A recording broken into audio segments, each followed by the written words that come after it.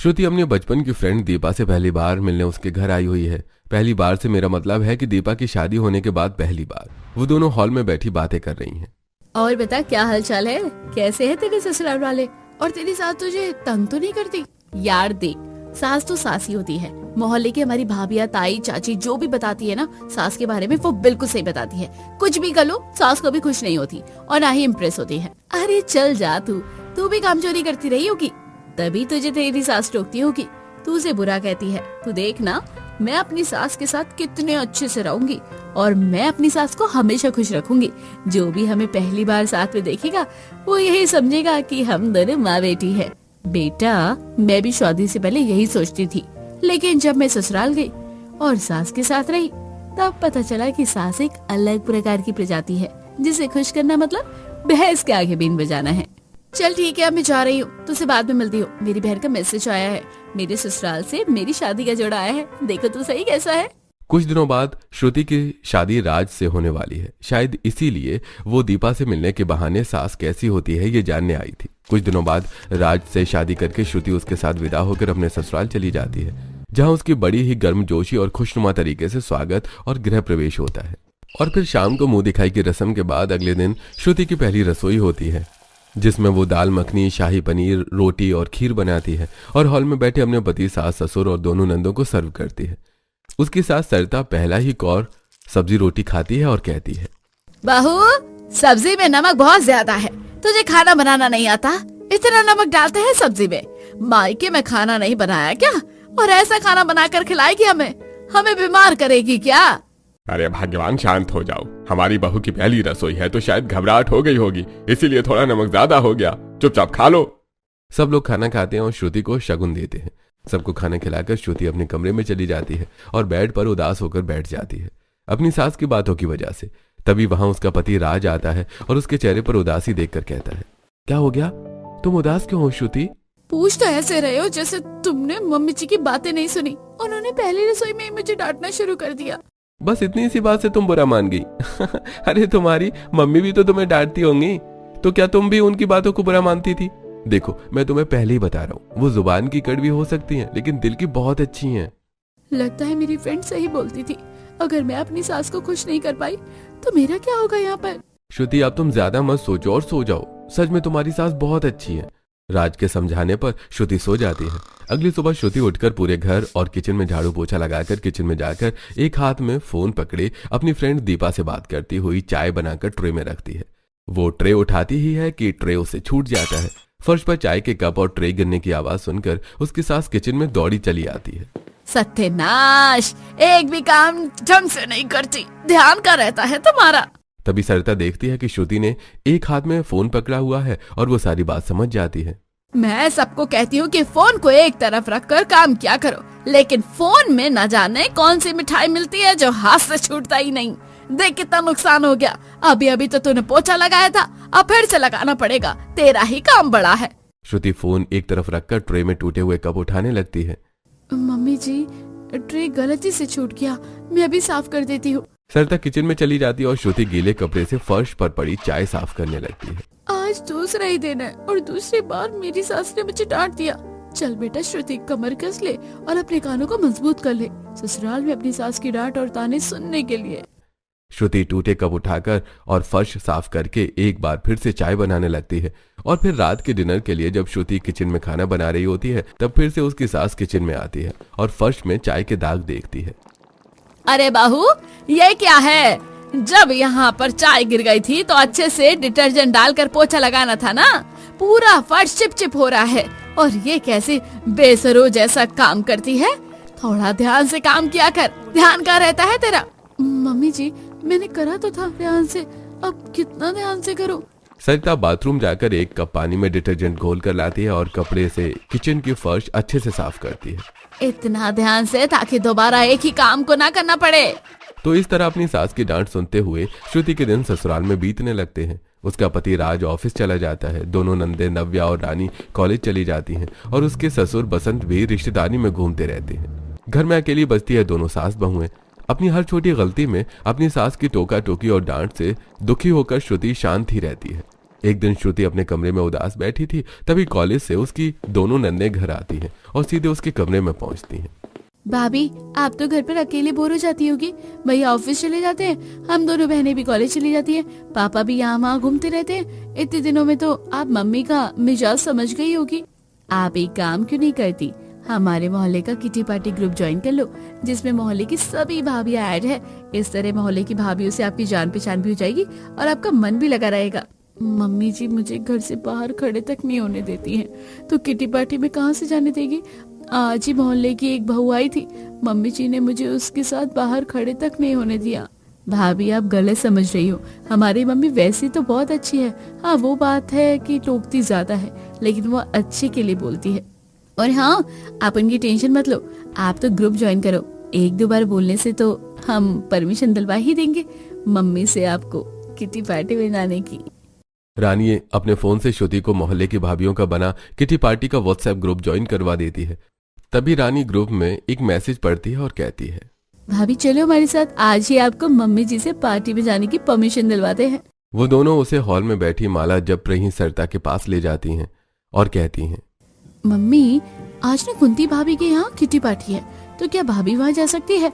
नहीं नहीं, मेरी बहू आ नहीं जाएगी। किटी पार्टी में मोहल्ले की सब चुगलखोर बहुएं इकट्ठा होती है, मैं अपनी बहू को उनके पास क्यों भेजूं? घर में काम कम है क्या जो बहू को वहाँ जाना है। वो दोनों मुंह बनाकर वापस श्रुति के कमरे में आ जाती हैं। वैसे मुझे पहले से ही पता था कि मम्मी जी मुझे वहाँ जाने की परमिशन नहीं देगी, लेकिन आप दोनों ने मेरे लिए कुछ करने की कोशिश की, मुझे बहुत अच्छा लगा। आप दोनों मेरी प्यारी नंदे हो। श्रुति को ससुराल आए हुए कुछ दिन हो गए थे, लेकिन अपनी सास के कड़क मिजाज की वजह से वो मोहल्ले की किसी भी औरत से घुल मिल नहीं पाई थी, यहाँ तक कि अपनी पड़ोसिनों से भी नहीं। एक दिन जब वो अपने कमरे में घर के बाहर झाड़ू लगा रही थी, तभी उसके घर के सामने रहने वाली सपना अपने घर के सामने झाड़ू लगाते हुए उसे देखती है और कहती है, श्रुति तुम तो घर के बाहर कभी नहीं दिखती हो, क्या तुम्हारी सास तुम्हें कैद करके रखती है क्या, या भैया तुम्हें लॉक करके ऑफिस चले जाते हैं। नहीं नहीं, ऐसा तो नहीं है, बस घर का काम ही करती रहती हूँ। काम इतना ज्यादा हो जाता है कि घर से बाहर निकलने का टाइम ही नहीं मिलता। सपना की बात का जवाब देकर श्रुति झाड़ू लगाकर घर के अंदर चली जाती है। इतने दिनों में पहली बार श्रुति ने अपने ससुराल के मोहल्ले की किसी औरत से बात की थी। उसी दिन श्रुति छत पर जब गीले कपड़े सुखाने को डाल रही थी, तभी देखती है कि सपना अपने घर की छत पर रखे फूलों के गमलों में पानी डाल रही है। तभी उसके हाथ से गिरकर एक गमला टूट जाता है। तभी वहां उसकी सास बिंदिया आती है और उसे डांटने या गुस्सा करने की बजाय कहती है, बहू काम करते वक्त ध्यान कहाँ रहता है तुम्हारा, गिर गया ना गमला, दिखाओ अपना पैर, तुम्हें चोट तो नहीं लगी ना। बोलते हुए बिंदिया सपना का पैर देखने लगती है। मुझे चोट नहीं लगी मम्मी जी, लेकिन मेरी वजह से गमले को नुकसान हो गया। गमला टूट गया तो नहीं आ जाएगा बहू, लेकिन अगर तुम्हारे पैर में चोट लग जाती तो मुझे बहुत तकलीफ होती। अगली बार से ध्यान रखना। काश मेरी सास भी सपना की सास की तरह होती। अगर मेरे हाथ से कुछ नुकसान हो गया होता तो मेरी सास मेरे हाथ से न जाने क्या करती, लेकिन सपना की सास को देखो, उसे प्यार से समझा रही है। उसे टूटी हुई चीज की नहीं बल्कि अपनी बहू की फिक्र है। सोचती हुई श्रुति सूखे कपड़े डालकर छत से नीचे उतर कर आती है। उस दिन के बाद श्रुति जब भी छत पर जाती या घर के बाहर झाड़ू लगा रही होती तो उसका ध्यान सिर्फ सपना पर ही जाता। वो देखती कि सपना कभी अपने पति के साथ शॉपिंग से आ रही है तो कभी पार्लर से, या फिर देखती उसे अपनी सास के साथ सज धज कर किटी पार्टी में जाते हुए, और फिर घर के काम करते हुए व्हाट्सएप ग्रुप में दोनों के साथ एंजॉय करते हुए फोटोज भी देखती। हॉल में झाड़ू लगाती हुई एक हाथ से मैसेज टाइप करते हुए श्रुति सोचती है, काश मेरी सास भी सपना की सास की तरह अपने साथ किटी पार्टियों में मुझे ले जाती, तो हम दोनों सास बहू मिलकर कितना एंजॉय करते। श्रुति सपना के हर एक फोटो में कुछ न कुछ कमेंट करती रहती और सपना भी उसका रिप्लाई करती। इस तरह श्रुति और सपना एक दूसरे की अच्छी दोस्त तो नहीं, लेकिन दोस्त बन गई थी। एक शाम श्रुति बालकनी से सूखे कपड़े उठा रही थी, तभी वहां गीले कपड़े डालने सपना आती है। सपना, तुम इस वक्त छत पर गीले कपड़े डालने आई हो? हाँ, वो क्या है ना कि कल रात में अपनी सास के साथ किटी पार्टी में गई थी, तो घर आने में देर हो गई, फिर सुबह देर से नींद खुली, तो सारे काम देर से हो गए हैं आज। एक तुम्हारी सास है जिनके साथ तुम किटी पार्टी भी जा सकती हो, और एक मेरी सास है जो ना जाने मुझे अकेले घर से बाहर क्यों नहीं जाने देती और ना ही खुद मुझे कहीं लेकर जाती है। तभी वहां बिंदिया आती है और कहती है, श्रुति बहू, अगर तुम्हें तुम्हारी सास कहीं नहीं ले जाती तो तुम मेरे साथ एलेंटा मॉल चलो, वहाँ सेल लगी है, मैं अपनी बहू को शॉपिंग के लिए ले जा रही हूँ वहाँ। ठीक है, मैं मम्मी जी से पूछती हूँ, फिर आपको बताती हूँ। बहू, इतनी सी बात के लिए किसी से क्या पूछना, तुम चलो हमारे साथ। वैसे भी कपड़ों की जरूरत रहती होगी और आजकल हर दिन नया फैशन आता है। बहुओं के पास तो लेटेस्ट फैशन का कलेक्शन होना ही चाहिए। हाँ, मेरी सासू माँ तो मुझे शॉपिंग पर भेजती रहती है या खुद मुझे अपने साथ शॉपिंग पर ले जाती है। ठीक है, मैं पूछ कर बताऊंगी आपको। ये बोलकर श्रुति छत से नीचे हॉल में आती है। उसी समय उसका पति राज भी ऑफिस से घर पहुंच जाता है। सुनिए ना, हमारी पड़ोसन सपना अपनी सास के साथ शॉपिंग पे जा रही है। मुझे भी शॉपिंग पे जाना है, सेल लगी है आज। हमारी शादी को इतने दिन हो गए हैं और मैं अभी तक शॉपिंग पर नहीं गई हूँ। ठीक है, तो फिर चलते हैं शॉपिंग पर। श्रुति ने ध्यान ही नहीं दिया कि वहीं पास ही उसकी सास और दोनों नंदे भी खड़ी हैं, जो कि अभी अभी किचन से निकल कर आई हैं और उन दोनों की बातें सुन रही हैं। बहू, तूने दोपहर में भी दूध गर्म नहीं किया, देख वो खराब हो गया। मैंने सुबह भी कहा था दोपहर में कि दूध गर्म कर ले, तेरा काम में बिल्कुल भी ध्यान नहीं रहता। इससे अच्छा तो तू मुझे बोल देती, तो इतना दूध का नाश तो नहीं होता। मामा, दूध ही तो फटा है, चलो हम उसका पनीर बना लेते हैं। अरे ये दूध की बात नहीं है, ये काम पर ध्यान न देने की बात है, अपनी जिम्मेदारी न समझने वाली बात है। ऐसे रोज थोड़ी ना दूध का पनीर बनाकर खाएंगे, बहू को अपनी जिम्मेदारी समझनी चाहिए ना। मम्मी, तुमने श्रुति को कहाँ इन बातों में उलझा लिया? मैं उसे शॉपिंग कराने ले जा रहा हूँ, बाद में डांट लेना उसे। बेटा, मैं शॉपिंग पर जाने को मना नहीं कर रही हूँ, लेकिन खुद ही देख ले, बहू के पास शादी के कितने कपड़े रखे हुए हैं। 2-3 सूटकेस उसने खोले भी नहीं है। जब इतने सारे कपड़े पहले से रखे हुए हैं तो नए खरीदने की क्या ही जरूरत है। बाकी तो खुद समझदार है। हाँ मम्मी, बिल्कुल सही कह रही हैं श्रुति। जब तुम्हारे पास ऑलरेडी इतने सारे कपड़े रखे हुए हैं तो तुम्हें और खरीदने की क्या जरूरत है? तो फिर ठीक है, फिर कहीं बाहर चलते हैं। अरे मुझे बाहर का खाना तो बिल्कुल भी पसंद नहीं है। तुम ऑनलाइन ही कुछ अच्छा सा मंगा लो, घर पर ही खा लेंगे। एक तो मुझे कहीं बाहर जाने नहीं देती और ऊपर से ये भी अपनी माँ के पल्लू में बंधे हुए हैं। मेरी सास से तो अच्छी पड़ोसन की सास है, कितना प्यार करती है उसे। सोचते हुए श्रुति अपने कमरे में चली जाती है। कुछ दिनों बाद श्रुति शाम के समय छत में सूख रहे कपड़े उठा रही थी, तभी वहां उसकी सास अपने बालों में तेल लगाती हुई आती है और श्रुति के रूखे बाल देखकर कहती है, बहू, तुम्हारे बाल कितने रूखे हैं, तुम अपने बालों की अच्छे से देखभाल नहीं करती हो क्या? लगता है, आओ मैं तुम्हारे बालों में तेल लगा देती हूँ। सरिता श्रुति को अपने आगे बैठाकर उसकी चोटी खोलकर उसके बालों में तेल लगाने लगती है। तभी श्रुति देखती है सपना को उसकी सास के साथ पार्लर से घर वापस आते हुए। दोनों सास बहू कितने अच्छे से मिलकर रहती है ना, साइकिल के दो पहियों की तरह। सपना की सास उसे पार्लर लेकर जाती है, शॉपिंग भी करवाती है, और एक मेरी सास है जो खुद मुझे कहीं लेकर नहीं जाती और ना मुझे जाने देती। और कहीं मैं पार्लर जाने का बोल दूं ना तो इसलिए शायद खुद मेरे बालों में तेल लगा रही है। काश पड़ोसन की सास मेरी सास होती। कुछ ही देर में सरिता श्रुति के बालों में तेल लगा देती है। बहू, लग गया तुम्हारे बालों में तेल, अब जाकर बढ़िया सा डिनर रेडी कर दो। और हाँ, ध्यान फोन पर नहीं, ध्यान खाने पर देना। श्रुति उठकर किचन में जाती है और जैसे ही छीलने के लिए आलू उठाती है वैसे ही उसकी दोनों नंदे वहाँ एक बैग लिए पहुंच जाती हैं और कहती हैं, भाभी ये सब छोड़ो और हमारे साथ रीना भाभी के यहाँ किटी पार्टी में चलो। मैं किटी पार्टी में जाऊंगी तो खाना कौन बनाएगा? और क्या मम्मी जी परमिशन देगी हमें? उन्हें कौन बता रहा है हमें कहाँ जाना है? और हमने ऑनलाइन फूड ऑर्डर कर दिया है, तो फिर जल्दी से हमारे साथ आप चलो। और कपड़ों की चिंता मत करना, हमने बैग में तीनों के लिए पार्टी वेयर कपड़े रख लिए हैं। रानी बैग खोलकर श्रुति को कपड़े दिखाती है। रानी और नव्या किसी बहाने से श्रुति को रीना के यहाँ किटी पार्टी में ले जाती है। वहाँ वो तीनों वॉशरूम में एक एक करके जाती हैं और घर से पहनकर आई कपड़े बदल कर पार्टी वेयर पहन लेती हैं। अब हम तीनों रेडी है पार्टी में धूम मचाने के लिए।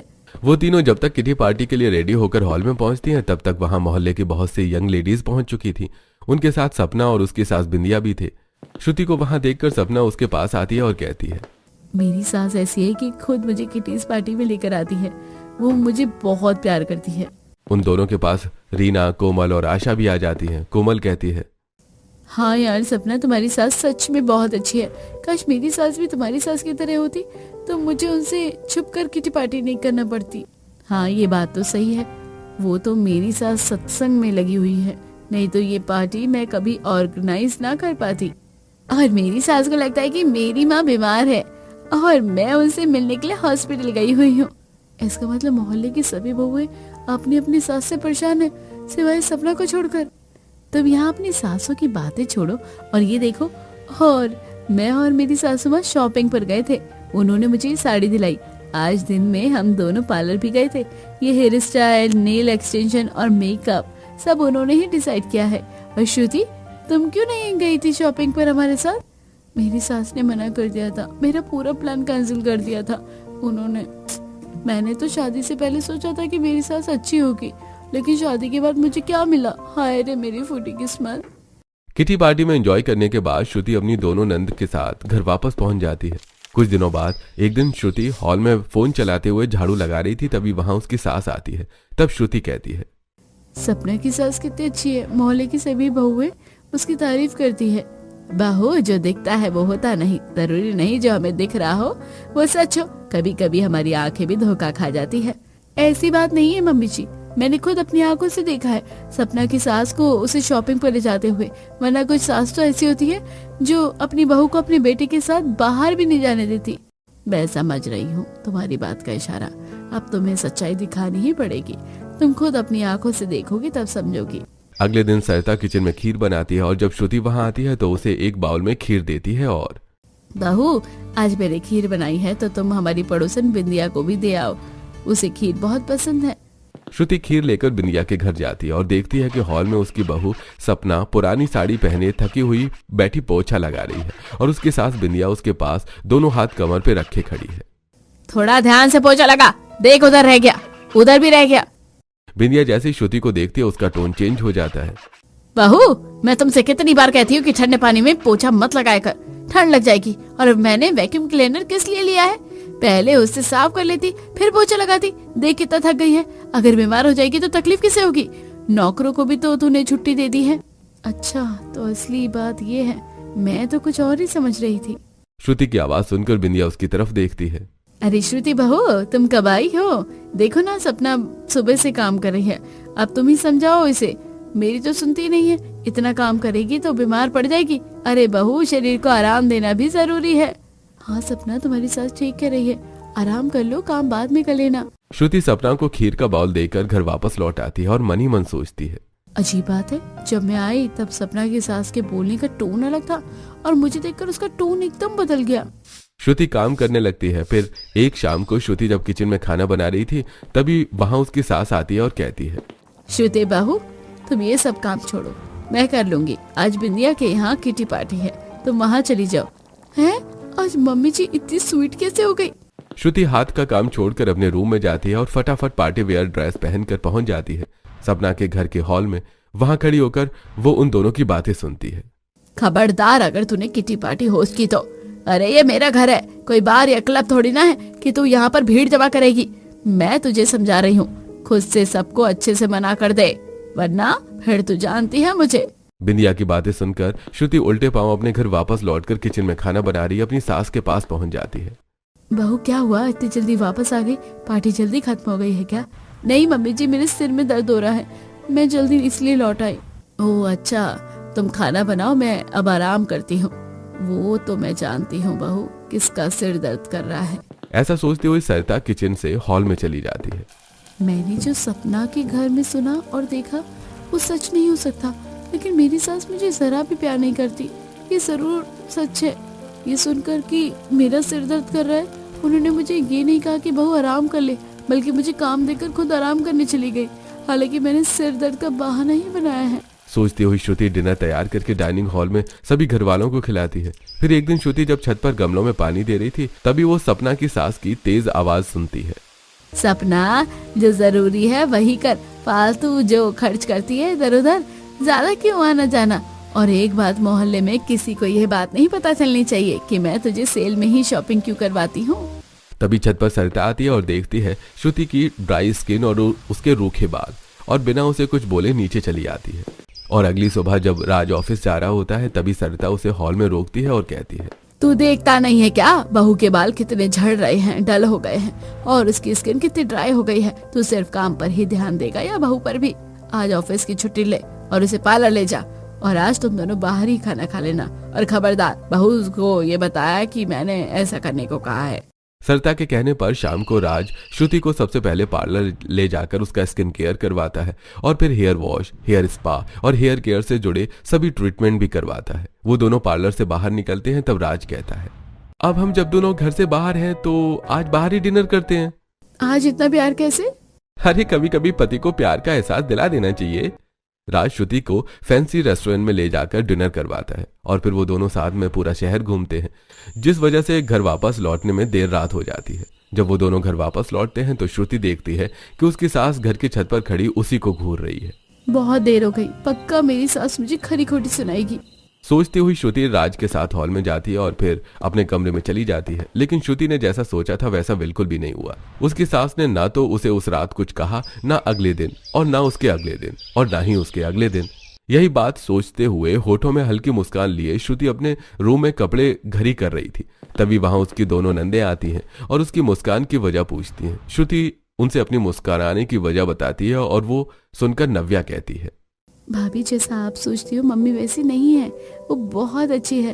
हाँ, उनका मिजाज आपके प्रति थोड़ा सा कड़क जरूर है, क्योंकि आप इस घर की इकलौती बहू जो हो, और वो चाहती हैं कि मोहल्ले की औरतों की संगत में आप बिगड़ न जाओ। श्रुति आगे कुछ बोल पाती उससे पहले ही कमरे में सरिता आती है और कहती है, बहू मैंने तुम्हारे ससुर के कपड़े बाथरूम में रख दिए हैं, ध्यान से धो लेना, शाम को उन्हें समाज के एक प्रोग्राम में जाना है। इतना बोलकर सरिता वहां से चली जाती है और फिर दोबारा शाम को ही उसके कमरे में आती है और कहती है, बहू कपड़े धुले या नहीं? ओह मैं धोना भूल गई, अभी धो देती हूँ। रहने दे बहू, मैं दूसरे कपड़े दे देती हूँ, तू उन्हें प्रेस कर देना। सरिता अपने कमरे में जाती है और कुर्ता पजामा लाकर श्रुति को देती है। वो जैसे ही प्रेस की वायर इलेक्ट्रिक बोर्ड में प्लग इन करती है वैसे ही लाइट चली जाती है। मैं इसलिए समझाती हूँ तुझे ढंग से कि काम क्या कर, पर नहीं, तुझे तो कोई ढंग का काम करना ही नहीं है। कितना ही कह लो, तेरे कानों में जूं ही नहीं रेंगती है। मम्मी जी मैं कितना भी करूँ आप तो मुझे डांटती ही रहती हो, और पड़ोस वाली सास को देखो, वो अपनी बहू को कुछ भी नहीं कहती। काश वो मेरी सास होती। लगता है अभी तक तूने अपनी आंखों से कुछ नहीं देखा, और देखा है तो समझ नहीं है। सही समय आने पर मैं तुझे दिखाऊंगी और समझाऊंगी। अब मेरी सास मुझे क्या दिखाने वाली है। ऐसी कुछ दिन बीत जाते हैं। एक दिन जब दोनों सास बहू साथ में बालकनी में खड़ी थी, तभी हवा के झोंके में बिंदिया के घर से बनियान ओढ़कर उनकी छत पर आ गिरती है। सरिता उसे उठाती है और अपनी बहू को देखकर कहती है, बहू चल बनियान बिंदिया को देकर आते हैं।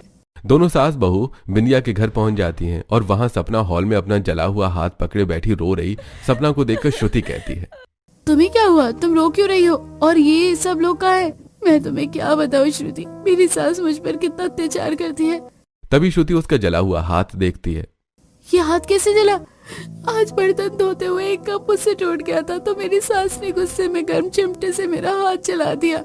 तुम्हारे पति ये सब जानते हैं कि तुम्हारी सास तुम्हारे साथ कैसा सलूक करती है? मैं उन्हें नहीं बताती, क्योंकि वो अपनी माँ से बहुत प्यार करते हैं। अगर उन्हें पता चला कि उनकी माँ मेरे साथ ऐसा सलूक करती है तो उनका दिल टूट जाएगा। मेरी सास तो सिर्फ अपनी इमेज की चिंता रहती है, इसलिए सबको दिखाने के लिए मेरी सास मुझे शॉपिंग पर भी ले जाती है, पार्लर भी, और यहाँ तक कि किटी पार्टी में भी। अब तुम अपने घर जाओ, अब मेरी सास ने मुझे देख लिया तो मुझे और तकलीफ देगी। सच्चाई का सामना करके और समझकर श्रुति अपने सास के साथ अपने घर वापस आ जाती है और हॉल में बैठे सभी लोगों के सामने बोलती है, मैं कितनी बड़ी पागल थी जो ये सोचती थी कि काश पड़ोसन की सास मेरी सास होती, लेकिन ये नहीं जानती थी कि नारियल बाहर से जितना सख्त होता है उतना ही अंदर से नरम होता है। मुझे माफ कर दो मम्मी जी। बहू इसलिए कभी दूसरों के व्यवहार को देखकर किसी और से तुलना नहीं करनी चाहिए, क्योंकि जरूरी नहीं है कि हर चमकती चीज सोना हो। हाँ मम्मी जी, मैं समझ गई हूँ। आज के बाद कभी आपको किसी और की सास से कंपेयर नहीं करूंगी, क्योंकि आप ही मेरी नारियल और खरा सोना हो। श्रुति की बात सुनकर सभी हंसने लगते हैं और इस तरह श्रुति की सोच अपनी सास के प्रति बदल जाती है।